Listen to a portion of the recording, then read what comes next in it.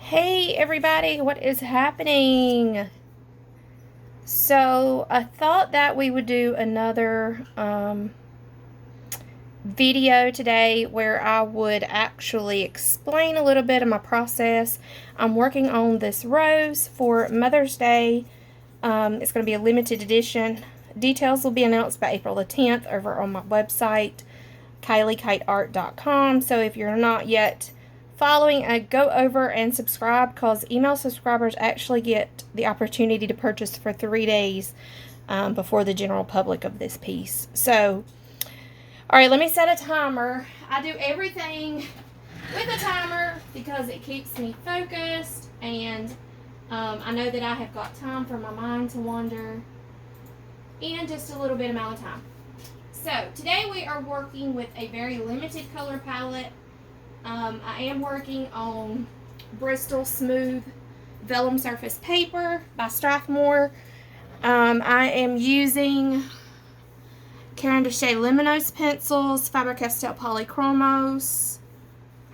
I think that's all I've got today in my arsenal here. We may pull out some more, but I've really not needed anything else so far, so I think this is what we're going to do. So these are the colors that I'm working with, and what I'm going to do is, as I work, I'm just going to kind of tell you what colors I'm doing and why I'm doing what I'm doing, and just chat for a little bit, because it seems like a couple of you guys really enjoyed those types of videos. Yeah. So the main thing for this type of a surface is we've got to work light until we're really happy with the color, and then we'll go in and do our darkest shade. If we do too much too fast, we'll have a wax bloom on the surface of the paper that'll actually make it look shiny and weird if it turns in different angles. So we want to avoid that at all cost. So this right here is the finish up of a small petal. I'm actually going to, let me get a pencil here so I can point better and you can see. This here, I need to actually work on some and transition this color into a darker shaded area here. This is the start of the next vibrant petal here. So I've got to slowly work out of the shadow area and into the more vibrant color. So that's what I'm going to be doing right now while you guys are here with me. For this shadow area that I'm trying to transition into the petal, I did a very light coat of 199 black polychromos, just very lightly. I'll show you. I'm barely holding the pencil in my hand just to get down that base layer. And then I'm coming back in with Mortem Violet number 263 polychromos over top of that. And again, a light coat, maybe a little bit more pressure, but just enough to give it some more color that will transition better into the petal, more of the red color. It's almost a red purplish color, red violet. So we're just going to work over that area. And then for this area here where I'm really wanting it to be darker, I'm actually going to go over that with, this is another luminose pencil, number 585, Perleon Brown is what it's called. It's actually more of a red. I try to use the luminose pencils or luminance pencils as my top layers and try to put the oil base down on the bottom. These do not mix very well if you do the luminous wax based and then try to do polychromos on top of it, unless you're very careful with how much of this wax base layer you put down. I'm okay with this being a little bit heavier of a layer because I actually want for this color to transition into this other petal. So I don't have plans to come back in very much with a polychromos, so I'm kind of going at this with a heavier pressure. And just looking at my reference. So on this petal of my reference, there is a line about right here that has an ever so light shading color to it. It's not as vibrant, and that kind of gives from the depth of the rose up a little bit of a hill into this more exposed area. So I'm going to, if you'll notice, I don't know if you can tell this, but I have been working primarily in a circular clockwise motion. But as we get to these bigger petals, we want for it to look like the petal is laying open. So if I continued with that circular motion, we wouldn't get the effect that we wanted for this to look like. So I'm going to shift the direction of my pencil a little bit, and I'm going to work more of a north to south direction. I'm not sure how this is going to show up whenever I put this on YouTube, because this is my north and south and east and west, but I don't know why my camera does weird things about turning the direction. So that's what I'm trying to tell you. If you also notice, I'm not doing this. We don't really want those lines in our petal. I'm doing more of a circular motion.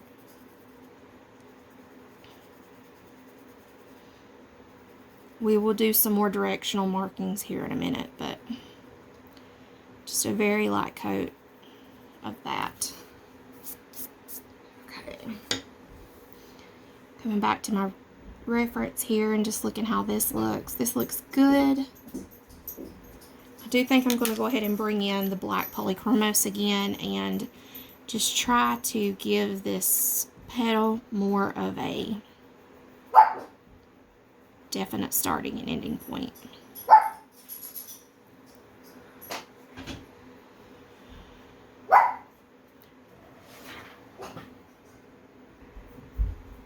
Alright, never fails. My dogs do not bark until I start recording. Okay. Hopefully they'll be quiet. I threatened to put her upstairs. Okay, so back to what I was saying. I'm trying to give this petal more definition along this edge here.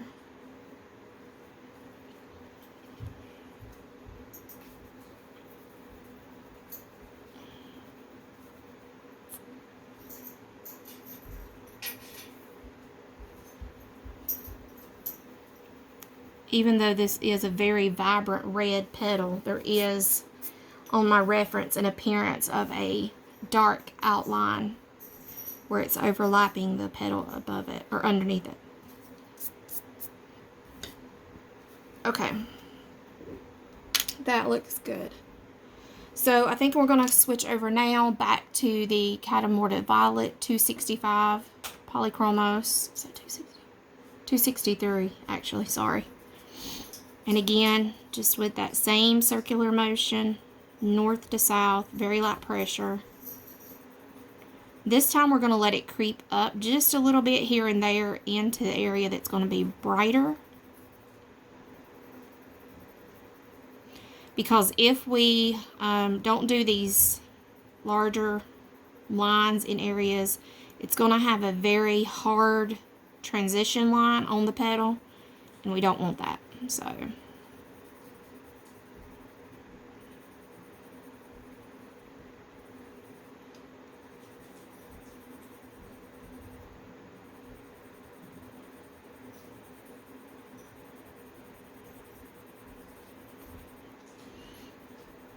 again, I'm not doing that clockwise motion. I'm doing that north to south motion.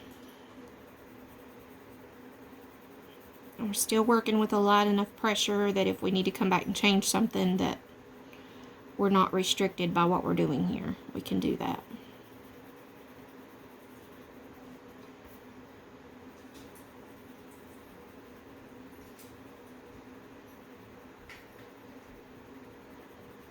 Okay.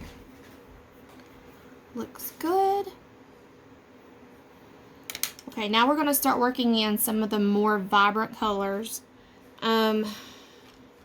There is more of a pink appearance. Okay, so this is the base layer of the petal where it goes down into the green area of the stem. Then you have a little area here that is more pink, and that's where, you know, if you're looking at the petal like this is what's down in the stem. You've got this highest area is a light pink color, and then this area is more of a darker red.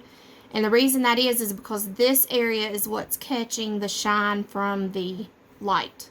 So this is going to be darker because there's a shadow area here. Then it's going to be a brighter pinkish red, and then a darker red. So that's what we're trying to incorporate here to make it actually look like this is three-dimensional.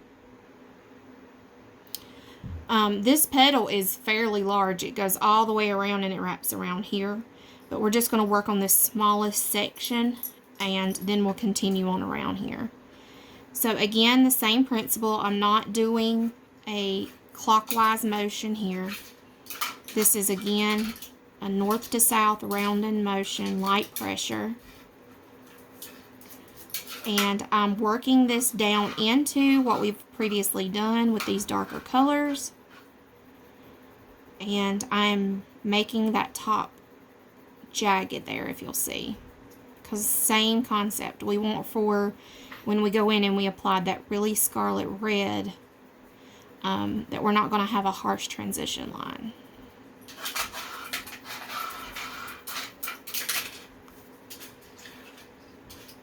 And I'm looking at my drawing reference, or my reference photo, and there's not as much scarlet color to the petal as there is a pink color. So, I didn't tell you, sorry. I'm using Pink Carmine number 127 Polychromos.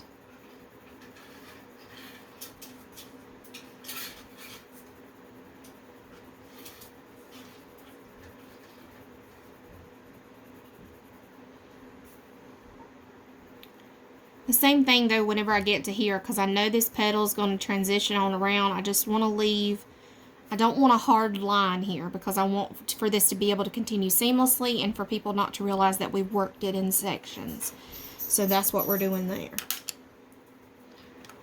Alright, I'm actually going to switch over to this dark red Polychromos. This is a number 125. 225, sorry. Okay. And I'm just trying to slowly, this here where I'm trying to blend these out to make it look natural is an extremely light pressure.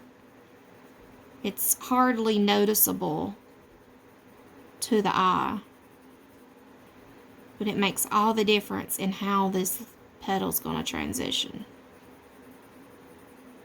Okay. I'm using a heavier pressure, but of course not heavy. It's still very, very light.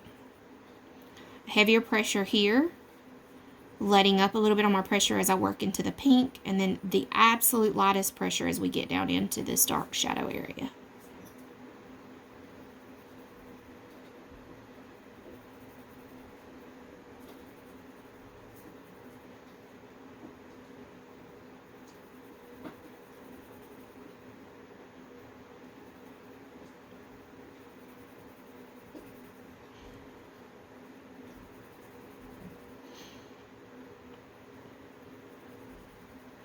Working in small circular patterns.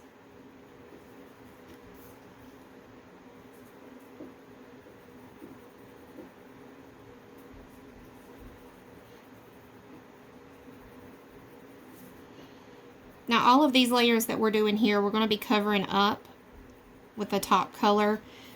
But this is very important because this actually does shine through when we start blending all of this out, and I'll show you that here now as we go into that. So in the shadow area, I'm going to switch over to this luminous. This is 589 Crimson Alizarin hue, I think is how you say it. Now this is going to be with a probably medium pressure. It is still not as hard as I can do. Nowhere near it. And this, we're just keeping this to that shadow area that was the darkest color.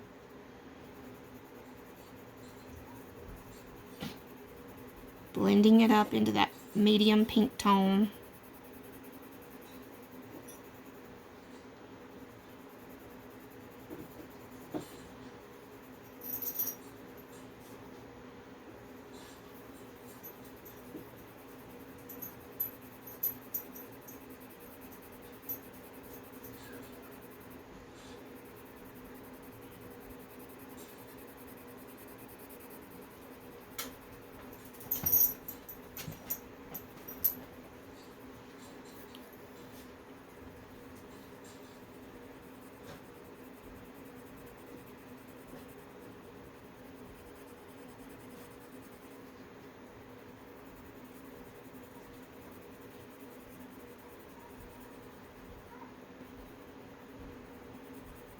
Keeping this the same way with the jagged edges that kind of go up into the other layers.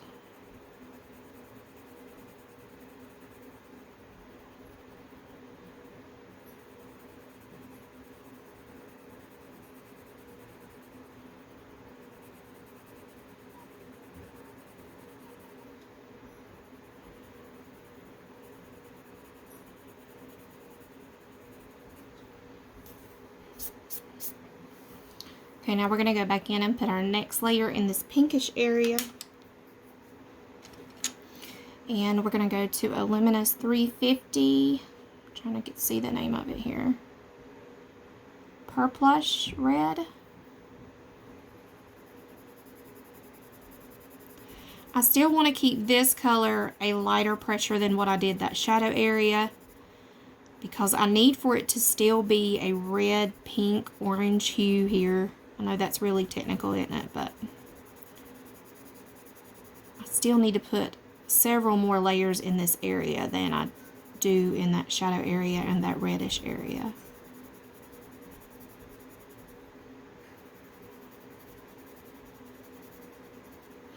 Each time I add a layer, you'll notice that there is less and less of the tooth of the paper showing. Even though this is a relatively smooth surface, there is still tooth to the paper.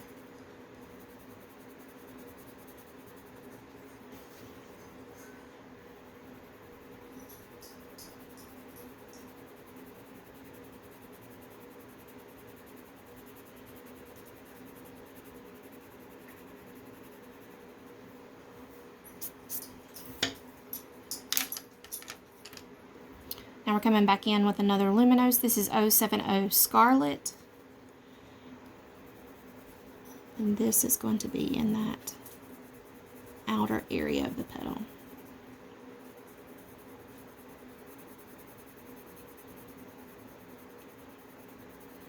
Still a medium weight pressure.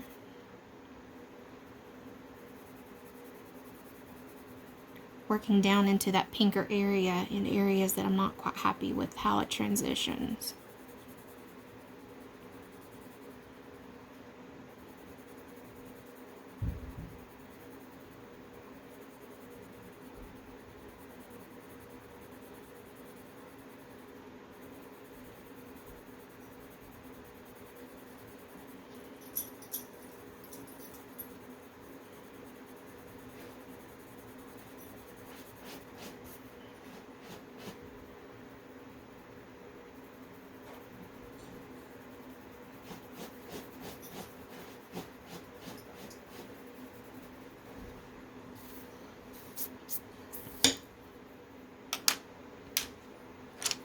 Now we're going to mix it up a little bit. We're actually going to work in this area here. This is more of an orange color.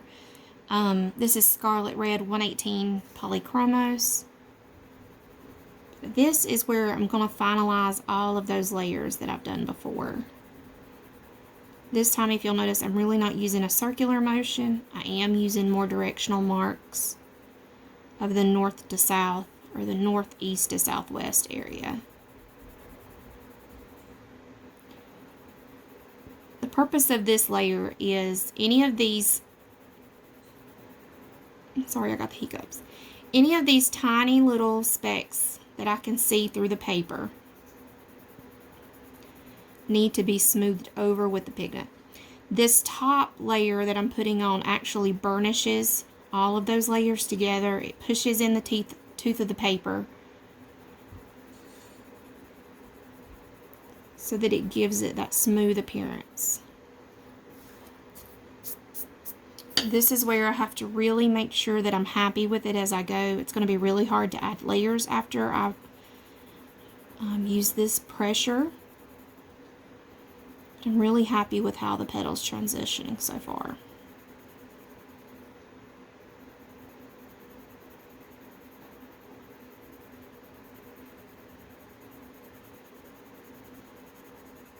Again, you notice not really the round, more of the directional strokes at this point, so that that petal looks like it's three-dimensional.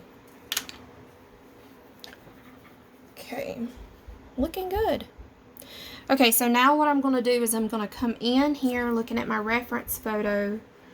There's a good bit of darker area in here that I want to really accent here. So I'm coming back in with my black polychromos, number 199. This is, this is feather light pressure here. Feather light.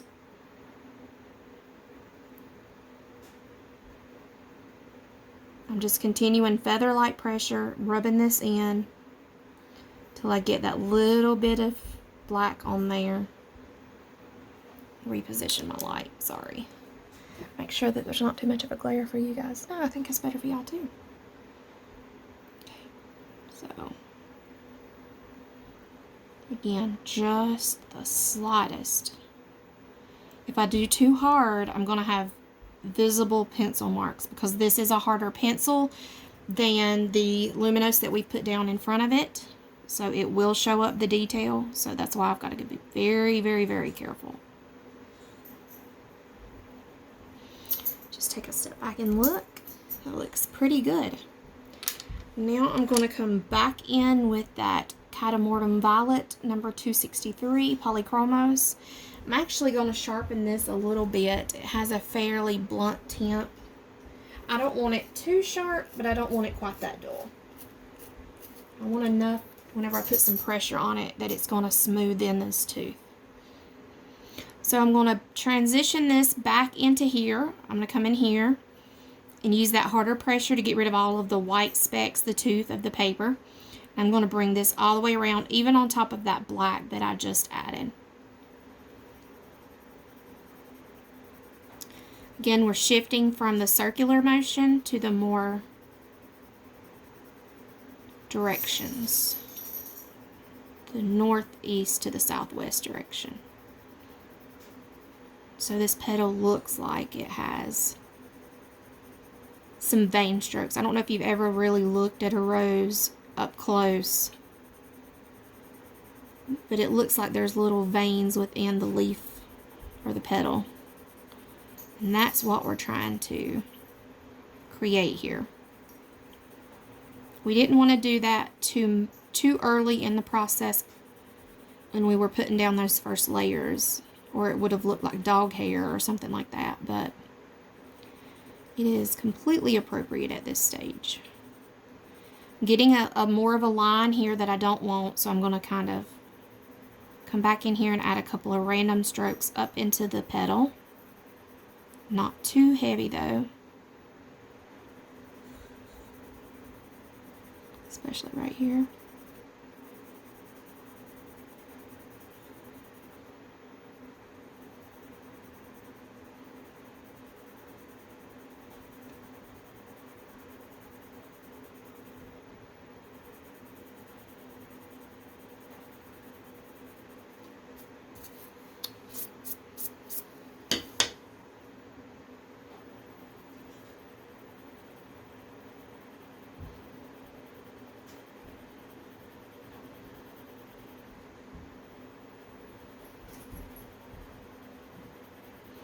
If you're not familiar with how your pencils layer using different brands, I encourage you to break them out and just play with them on a scrap piece of paper because they do behave very differently. For example, if my first layers are Polychromos and then I come back on top with the Luminous or the Pablo brand or even the Derwent Lightfast, it's going to be a different feel, a different look than if I use the Luminous first and come back with the Polychromos on top. So you do need to take the time to get to know your pencils. That is how I know kind of the order that I need to put these in so that I don't get a big wax bloom, a very shiny area as I'm working. Okay, I'm very happy with that transition. Now we're going to work more on this really red, bright area. Trying to decide here between the color that I want to use. I think I'm going to go with the dark red Polychromos 225. If we get this too vibrant, I may have to come back in with the Luminous 862 Burnt Sienna 10% and tone it down a little bit. Especially right in here, but we'll see how it goes. So again, fairly blunt tip. I need a sharper one, so I'm going to sharpen it a hair.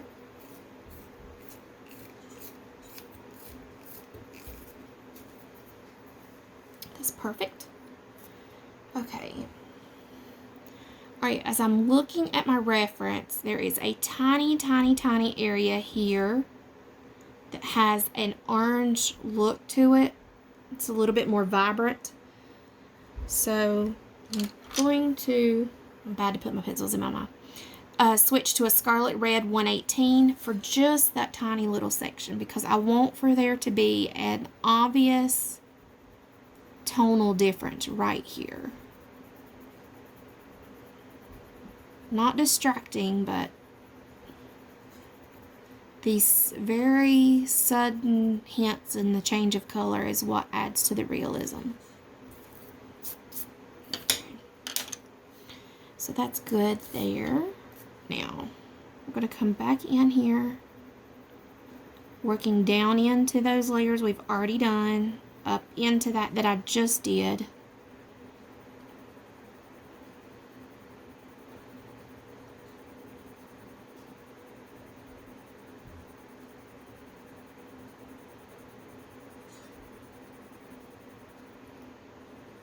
I'm sorry, I'm back with the dark red 225 at this point. The polychromos.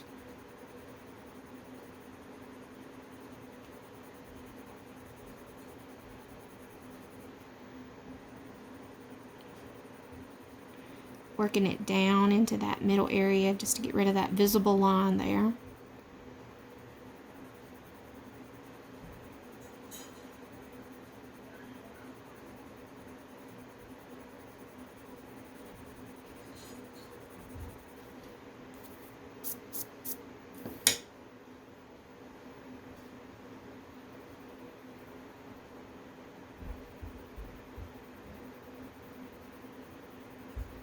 If you ever notice, if you take the time to look at a rose petal leaf, there is a very soft appearance to the very edge of the petal, and then down in here is the vein looking area. So I'm going to switch here to a round pencil stroke, just so we do not have as many veins in that edge of that petal, to give it a softer appearance. And then as I move down into this area, I will switch to a couple of strokes just to make that blend into that we've already done.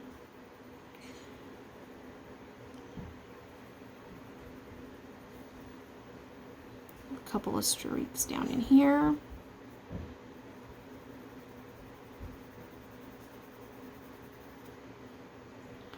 Looking good. Almost there, guys.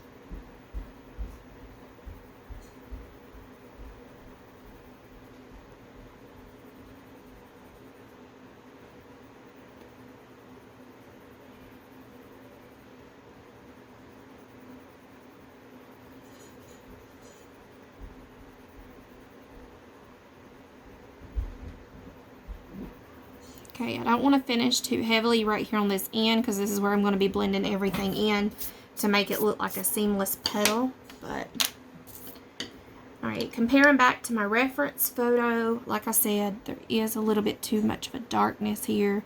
If I go in too heavy on top of these polychromos letters with this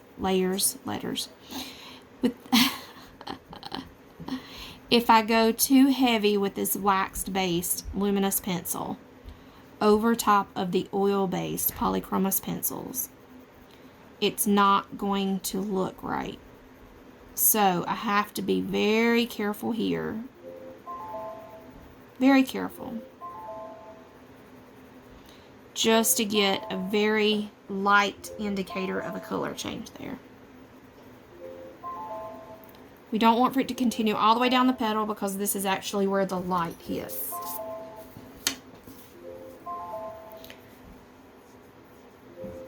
So that is how you get a three-dimensional petal, rose petal. I'm going to speed it up and actually finish this petal out so you can see how the whole thing is going to look in just a minute. But let me get a little closer and let you see what we've done here together before I put it back up here and we switch this into a time lapse. Okay, so got a little closer to the drawing here so that you can see what we have. We've got our darker area in here, that shadow area, and this area here. I got this close where you can still tell, because I was trying to explain to you about filling in the tooth of that paper.